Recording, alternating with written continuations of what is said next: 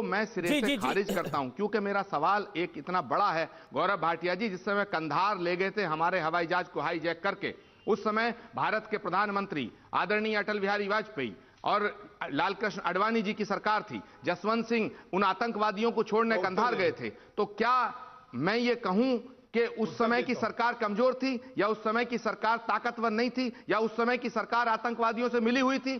तो ये कैसी बात आप कर रहे हैं? ये मुझे लगता है हल्की राजनीति के स्वार्थ में वशीभूत होकर के आप राहुल गांधी और सोनिया गांधी पर को अटैक कर रहे हैं।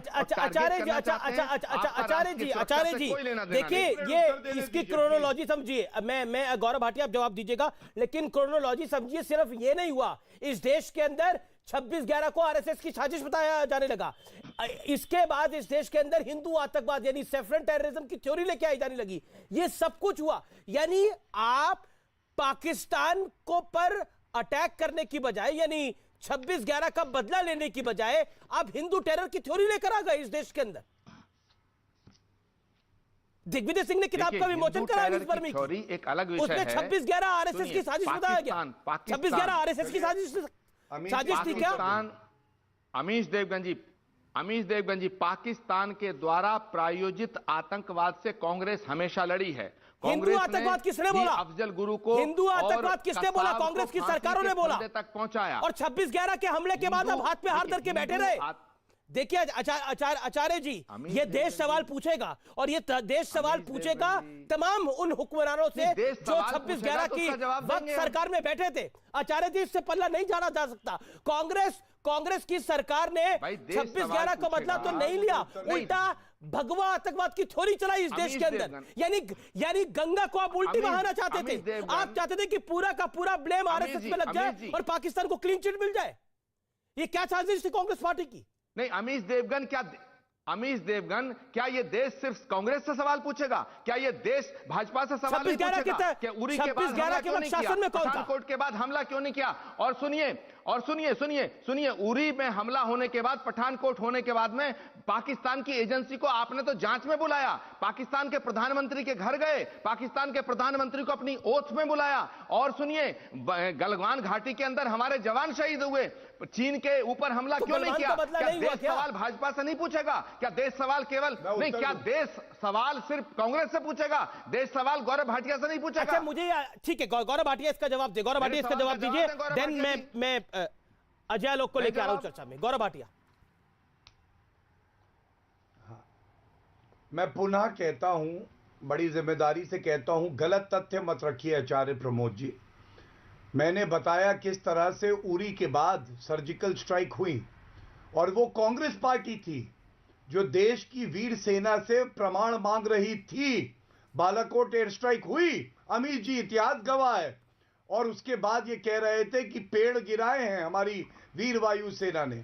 और आचार्य जी, आज मैं आपका सम्मान और करता हूं, आपने ये कहा कि पाकिस्तान आतंकी देश है, लेकिन ऐसा क्यों है कि सोनिया गांधी, राहुल गांधी के इशारे पे मणिशंकर अय्यर और सिद्धू, जो इमरान खान को अपना बड़ा भाई बताते हैं, वो इलू इलू करते हैं। आप आतंकिस्तान बोलेंगे, वो इलू इलू करेंगे। I love you Pakistan, Imran Khan मेरा बड़ा भाई है, बाजवा के गले लगेंगे। ऐसा क्यों है? इसी विरोधाभास को देश देख रहा है, और वशीभूत मैं नहीं हूं, वशीभूत गांधी परिवार ने आप जैसे सारे कांग्रेस के कार्यकर्ताओं को किया है। क्योंकि मैं आपको यह बता दूं, देखिए, ये एक और तस्वीर है अमीर जी, जूम करिए। चीन से समझौता किया राहुल गांधी ने, पीछे सोनिया गांधी अटेंशन पे खड़ी हुई हैं।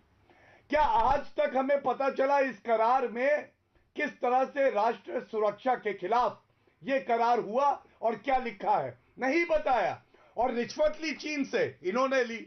इसीलिए मैं कहता हूं, यह कांग्रेस का जो ताबूत है, इसमें किताबों से कांग्रेस के नेता ही कीले गाड़ रहे हैं, और वो दिन दूर नहीं कि कांग्रेस को केवल किताबों में पढ़ा जाएगा। और हम जानते हैं कि देश का हर नागरिक सेना पे विश्वास करता है। मजबूत नेतृत्व जो नरेंद्र मोदी जी देते हैं, 26/11 का बदला लेना था, नहीं लेते, लेकिन उल्टी थ्योरी बना दी आपने सेफरन टेररिज्म की। और गौरव भाटिया की बात का जवाब देना अजय आलोक। देखिए, मैं गौरव भाटिया जी फिर आपसे कह रहा हूं, आप ये कह रहे हैं मैं गलत तथ्य पेश कर रहा हूं। मैं आपसे सीधा सवाल मैंने किया, आपने उरी के बाद पठानकोट में जांच के लिए पाकिस्तान की एजेंसी को बुलाया नहीं बुलाया? क्यों बुलाया? देश आपसे सवाल पूछेगा। और सुनिए, जहां तक आप कह रहे हैं बाजवा से गले मिलना, प्रमाण मांगेंगे। सुनिए, बाजवा से सुनिए, आपने बाजवा के गले मिलने की बात की। गले तो हमारे देश, सवाल सुन लीजिए आप, एक मिनट मुझे तो पूरा करने दीजिएगा। मैंने आपके हर एक हमले को सहा है, मैंने आपके हमले को सहा है। अच्छा चलिए, करिए आप, करिए, मेरी बात तो सुनिए, करिए आप। अगर गले मिलना और इमरान खान को बड़ा भाई बताना देशद्रोह है या देश के खिलाफ गद्दारी है या कमजोरी है, तो भारत के प्रधानमंत्री जी हमारे नहीं, उन्होंने तो अपनी ओथ सेरेमनी में पाकिस्तान के प्राइम मिनिस्टर को बुलाया, और वो पाकिस्तान के प्राइम मिनिस्टर नवाज शरीफ के जब घर गए तो गले वो भी मिले, हाथ भी मिलाया। तो क्या गले मिलना और हाथ मिलाना देश के खिलाफ काम करना है? देखिए, सरकारें आती जाती रहती हैं गौरव भाटिया जी, लेकिन उस कांग्रेस पे जिस कांग्रेस ने इस पाकिस्तान के 2 टुकड़े किए, उस कांग्रेस के नेताओं को आप पाकिस्तान परस्त कहेंगे? ये शोभा नहीं देता। भले ही आप राजनीति के वशीभूत होकर के गांधी परिवार पर अटैक करें, लेकिन मुझे लगता है, मैं उत्तर दे दूं, मुझे लगता है ये अनफेयर है। ये मैं अजय आलोक को चर्चा में लेके आ रहा हूं। अजय आलोक को चर्चा में लेके आ रहा हूं। गौरव भाटिया फिर आप आइएगा। अजय आलोक, 26/11 की चूक का अगर हम विश्लेषण करेंगे तो उसमें 3 तथ्य निकल के आते हैं। पहला, कांग्रेस के बड़े नेता दिग्विजय सिंह और सुशील कुमार शिंदे ना सिर्फ 26/11 के हमले के लिए आरएसएस को जिम्मेदार ठहरा रहे थे, बल्कि भगवा आतंकवाद की थ्योरी भी पेश कर रहे थे। इसके अलावा फली होमी मेजर, जो कि तत्कालीन वायुसेना चीफ थे, उनको मैंने कोट कर, उन्होंने बोला हम तो तैयार थे पीओके में ट्रेनिंग कैंप्स को उड़ाने के लिए, लेकिन हमें अनुमति नहीं मिली। एक तो कार्रवाई नहीं करी, दूसरा पूरी गेम को पलटने की तैयारी थी और पलटने का प्रयास भी हुआ, सफल नहीं हुए तो दूसरी बात है। किसके लिए कौन बैटिंग कर रहा है यह समझ में नहीं आता। अगर आपको फैसला, अगर आपको अटैक नहीं भी करना था, आपकी कोई मजबूरी थी कि कांग्रेस सरकार अटैक नहीं कर सकती थी, तो एफएटीएफ के एक प्लेटफॉर्म था अजय आलोक, एफएटीएफ के जरिए, फाइनेंशियल एक्शन टास्क फोर्स के जरिए वहां कोई शिकायत की जा सकती थी, पाकिस्तान को मोस्ट फेवर्ड नेशन के दर्जे से हटाया जा सकता था। स्ट्रेटेजिकली पूरी की पूरी कोशिश हुई, पूरी की पूरी कोशिश ये हुई कि धारा को उलट दिया जाए। 26/11 की अगर हम चूक का विश्लेषण करेंगे तो ये 5 बिंदु, ये किसी का बयान नहीं है, ये फैक्ट्स है सारे, all are facts Ajay Alok. मैं अपने मन से एक कहानी नहीं बोल रहा।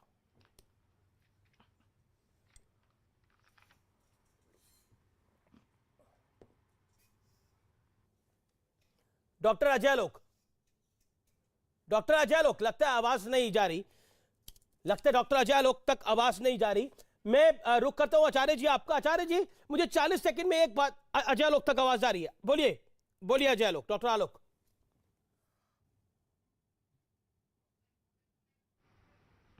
देश जानता है कि यूपीए 1 और यूपीए 2 में राहुल गांधी की क्या हैसियत थी, राहुल गांधी क्या कर सकते थे और उन्होंने क्या किया था।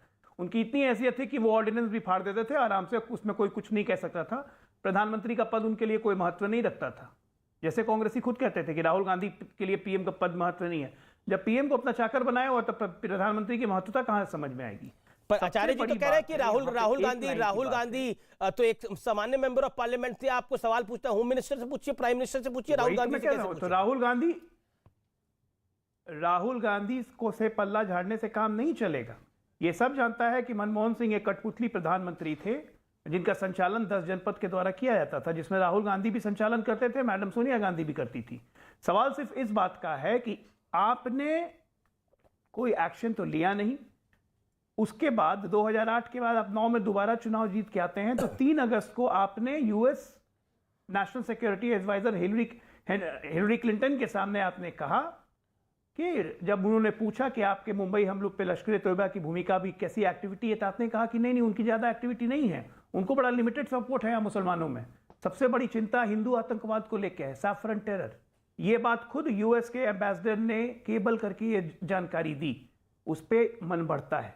उसके बाद मन और बढ़ता है जब 2010 में टेररिस्टों को छोड़ दिया जाता है। ये ऑफिशियल डॉक्यूमेंटेशन है मनमोहन सिंह की सरकार में। किसके कहने पे? ये आज तक कांग्रेस पार्टी ने नहीं कहा है। ये लगातार एक के बाद एक हरकत जो है ये डिफाई करती है कि आप प्रश्रय दे रहे हैं, आप सॉफ्ट थे पाकिस्तान के प्रति, आतंकवाद के प्रति। बाटला हाउस इनकाउंटर होता है, दिल्ली पुलिस को आप डांट लगाते हो, आपकी आंख से आंसू निकलने लगता है। मैं तो आपके चैनल के